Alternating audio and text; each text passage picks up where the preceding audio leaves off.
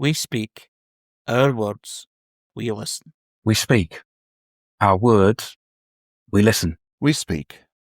Our words. We listen. We speak. Our words. We listen. This is Harry's Facebook for Sunday, the 6th of July, 2025. And this is where we share and talk about some of the posts on Facebook page. And the first post is from Rosie Weldon's Autistic Life, which is a personal blog. I am an autistic adult that shares my life openly and honestly online. And what Rosie shared is the following. I don't want your sympathy. I want your respect. I want you to believe me when I talk about my struggles. I want you to listen when I explain my needs. I want you to stop assuming I'm less than just because I do things differently. I'm not below you.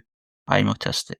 I think it's absolutely necessary sometimes, however socially unacceptable it might be, however rude it might be, to make clear what it is you actually require from another person when they're caring for you, or for a service when that's caring for you. And having Rosie say those words so powerfully is going to annoy some people, but the power of them is also the truth of them, isn't it? Yes, I mean, it's very blunt, but it sometimes needs to be said. And Rosie does share a lot of these types of posts.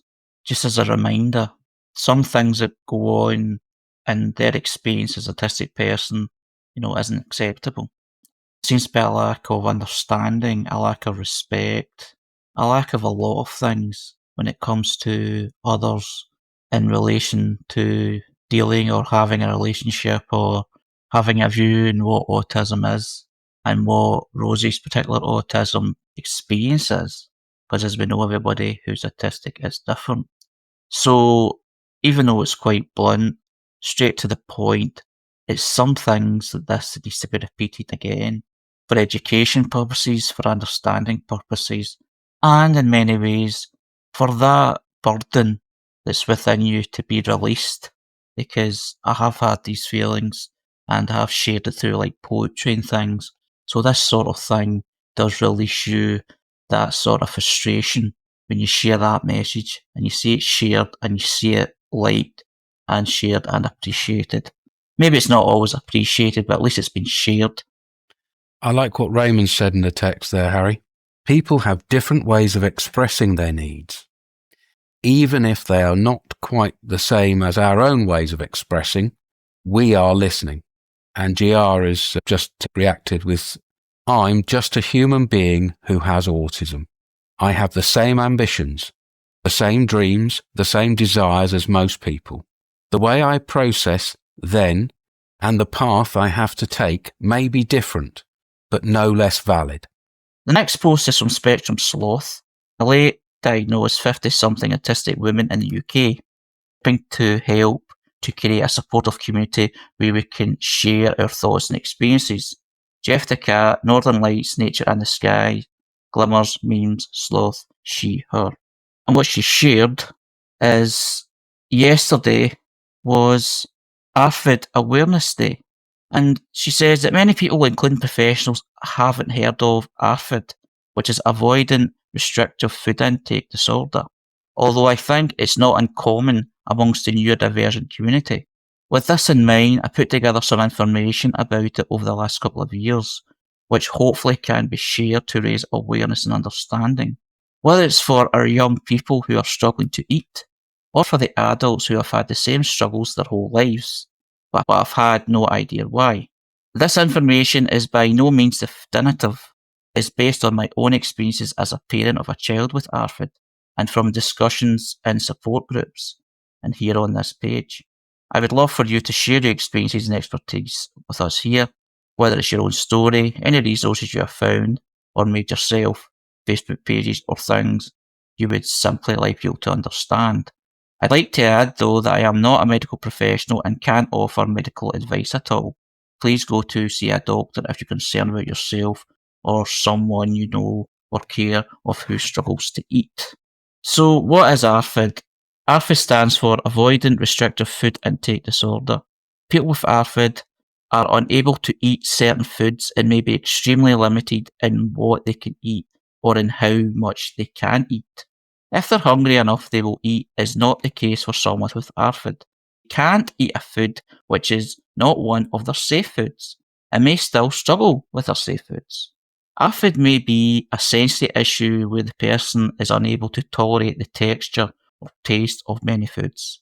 They often develop safe foods which they can manage to eat, but these may be specific and may change over time, and it's caused by some kind of trauma around food, such as choking, being, or feeling sick. Food then feels unsafe to the point that the person's mental and physical health can be severely affected. ARFID is not. It's not based around body image or wanting to lose weight. It's not a choice the person makes to not eat. It's not picky eating or the person being awkward. It's not gender or age specific. Anyone can have it at any age, although it appears to be more common in neurodivergent people. It's not weight dependent. Someone doesn't have to be underweight to have ARFID. Supporting someone with ARFID, always accept that this is a disorder, not a choice. No one chooses ARFID. Always let them eat what they feel they can eat. Always help them to find somewhere they feel safe eating. Always let go of what your eating and meals should look like. Always show compassion and kindness and let them know you are there for them. In supporting someone with ARFID, never try to force them to eat. Never hide another food in a safe food. They may stop eating that safe food if you do that. Never use punishment, guilt, bribery, or shame to try to get them to eat. It won't help and they feel bad enough already. And never lie about the food you are giving them. They need to try and learn to trust food and know that they can trust you. People who have ARFID can struggle with many aspects of life. They may find it difficult to be around food, to eat in front of others, or to see other people eat. They may also feel unwell. They may also be unwell due to lack of nutrition. Some people with ARFID have emetophobia, which is the fear of being sick, being around in case they are sick. This can affect, for example, visiting family and friends, socialising, going to work or school, holidays and days out, celebrations, and family time. There may be times when a person with ARFID is able to try new foods and or have a greater variety of foods. This doesn't mean it has gone away. There are certain things that may trigger an episode of more restricted eating, such as being stressed or excited about something, a change in routine, being in a noisy environment, having visitors at home, being away from home, and being in hospital. ARFID in medicine. Although many people who have ARFID may have nutrient deficiencies, ARFID itself may make it difficult to take the meal supplement shakes, gummies, tablets, drop-in drinks, which may change the taste, texture. It is not as simple as taking some vitamins if they are needed. Having ARFID can also make it difficult to take medications such as pain relief and antibiotics, and may impact accessing any medical process, which involves swallowing a substance or touching, examining the mouth or throat. ARFID and diagnosis. Unfortunately, ARFID isn't well known by many in the medical profession. This means it can be very hard to get a diagnosis and any type of meaningful support. In some cases, people with ARFID are misdiagnosed with anorexia or other eating disorders and can be subjected to harmful therapies. Joining support groups in person and online can be a great source of information and comfort. ARFID is starting to get a little more recognition, but we still have a long way to go. There's available information online for people who want to access more of this information. It's been promoted in the autistic neurodivergent community as one of these, the way I look at it, it's like these stress factors with our basic needs. And as it said, it's not commonly diagnosed these days or maybe even accepted. So it leads to other diagnoses and treatments. But they're pushing for it to be seen as an autistic-related condition. It has to be something that's taken very seriously. When people restrict their food intake for whatever reason, they are taking down the way the body normally functions. The human body requires certain nutrients at certain time intervals to work in the most efficient way. And if it's not working in the most efficient way, it affects every other part of the body. It affects healing, it affects mood, it affects mental state more than mood. So we have to, to the best of our abilities, if we're not affected by these difficulties and maybe have some milder version of difficulty with foods, best we can to get the variety of nutrients that the human body requires. Aren't we, in a sense, taught to eat? Is it an acquired thing? A good nutritional diet? Because many people would just feed themselves all manner of things if it wasn't kind of culturally conditioned. I think you're right, but there's also difficulties with that. And as soon as you start talking about people who have a label that goes with a disorder, the kind of general sense of what's normal has gone. You get into the territory where you end up denying somebody's actual reality because you say, well, the rest of the human race, they pick it up from their family and they learn to eat a wide variety by the culture around them. If their culture eats insects, they eat insects. If it eats fish.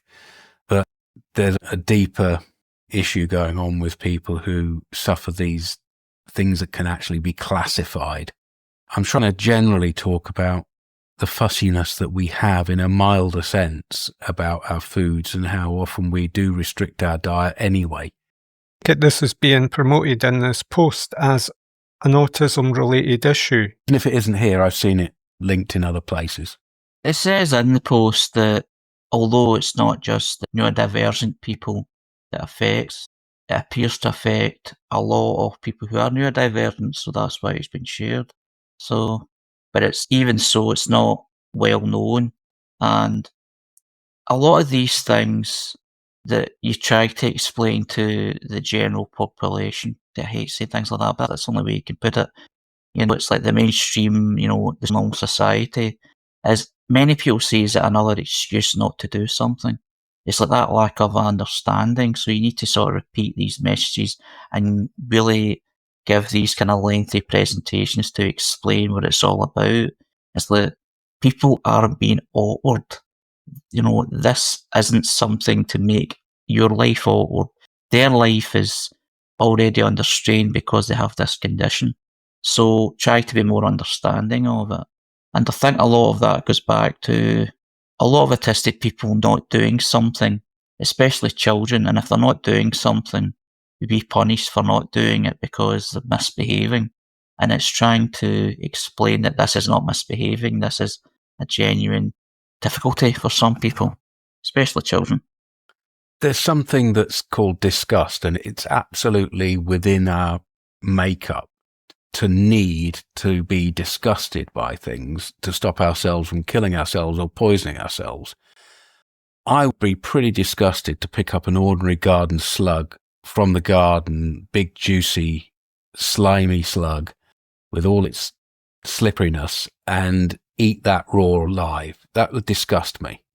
Somebody feels those same kind of feelings of disgust over the way an egg looks on a plate, or chips, the grease on chips, or something else, and they have those exact same disgust, repulsion feelings. I think that gets somewhere near to trying to say this isn't something you can just say, well, put up with it, Like somebody says, I won't eat socially. Anxiety is a mental health issue, usually related to trauma. From a life-masking, undiagnosed autism, ? And I think that person in that text is bringing us forward an interesting point. Kind of fair wee bit about how different autism symptoms feed into other ones. And I've often struggled with avoiding food. And I see it in my kids as well. It's like we all struggle sensory-wise in different ways. And compared to people who can just eat anything and go into social situations and somebody's like, oh, it's time for cake, have cake. For me, I can't eat cake on demand. I just can't do it. And in the past, when I was in more holistic spaces where there's social eating that's meant to happen, my inability to participate definitely led to my social isolation as well, and it seems just part and parcel of it. I suppose it's stuff that all my life I would just been trying to get over, but it's been one of the things about understanding and accepting my own autism that's helped me to sort of stop giving myself such a hard time about it. Already shared in the post, people post photos of their meals on Facebook and they usually look like vomit or dog food to me. And yeah, I very often found myself wishing I could just take a tablet that just gave me all my nutritional needs. The food side of the world's not my favourite side of it, I would say. I can use drinks, like at times where things have been really hard with food, like if things have been really stressful and it's been particularly triggered. I found that using meal replacement drinks stopped me from getting like unwell with it and my weight dropping too much. But before that, it could really sort of trigger quite a lot of more disordered behaviour, I guess. Everybody's asked, are you comfy in those spaces for you? I'm never in places people offer me food anymore, but in the past, when I was in places where people were offering me food, I most certainly wasn't comfortable. I can't eat at other people's houses. The smell and the food's unfamiliar. I haven't been able to do it since I was a child, and now I still can't do it. Right to that, GR. I don't want to either. Do you have the opposite thing, Nicola, where uncontrollably you might just start eating? No, that's not been something in my life. I think I'd really hate talking about food in general. I just feel like it gets so like personal for people, and somebody who's, you know, not gained much like weight in my adult life, and the venom that some people can send at you for being slim as well. I hate it. I just don't like the whole issue. Yeah, sensitive subject. I was just thinking that some people get into what they call comfort eating, you know, but I imagine that's just not on your radar. Thanks everyone for taking part. It was a great conversation. I'll hand over to Jules. Thank you for creating the Facebook page that we inspired by every Sunday. To ripple about what we do here on Autistic Radio. Just prior to the live broadcast, every Sunday we have a drop-in where people can listen to other autistic people talking, text each other as a group, and also use their voice to speak out about their experience of autism and what's going on in their lives.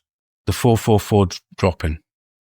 And one of the reflections that we had as a group this week was the importance of peer support and how other people who have a similar or enough similar experience to yourself are a valuable contribution to your experience of life.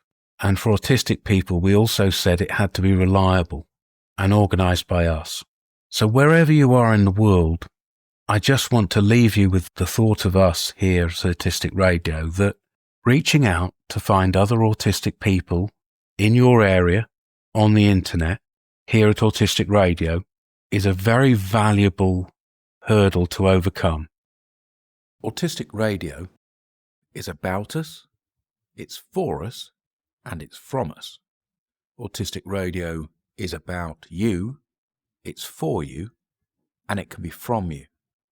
We have every single Sunday drop-in, 4:44 PM every Sunday. That's not live, that's us getting together, us talking, community. Every Sunday, Harry leads a 5:55 PM, a discussion around the Facebook page that he creates. Involve yourself by suggesting what we should talk about next. Share it with Harry. And then the bigger picture. Advocate. Use us. Speak to the world. Your project, your idea, your enthusiasm. We have a whole range of different programs that will fit what you want. As far as listening goes, there's some challenging stuff out there.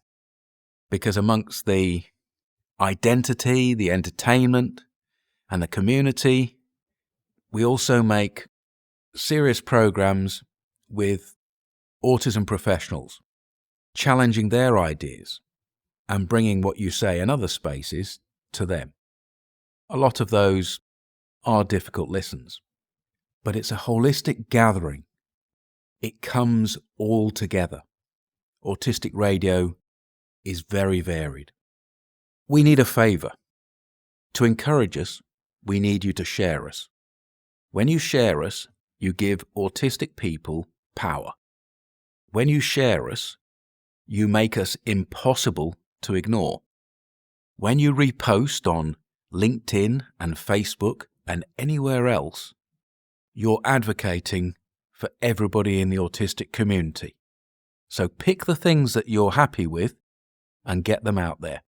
So thank you from all of us.